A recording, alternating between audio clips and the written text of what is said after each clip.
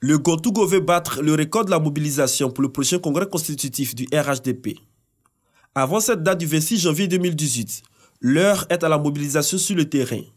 Les délégués et les secrétaires généraux de section du PDCI-RDA de la région de Gontougo, désormais membres du mouvement sur les traces de Faux-Boigny, expriment leur engagement à se mobiliser pour faire de ce congrès une véritable réussite. Ils l'ont exprimé au cours d'une rencontre avec le président de ce mouvement. Quelle feuille de route a donné à nous secrétaires généraux de section RHDP pour assainir le terrain politique?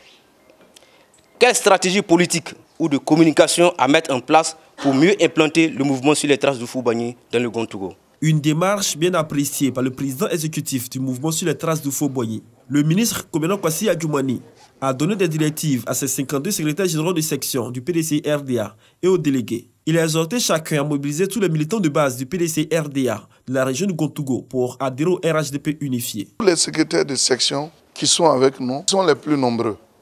Comme quoi, la réalité sur le terrain n'a rien à voir avec ce que les autres avaient dit en son temps, que toute la base est contre le RHDP.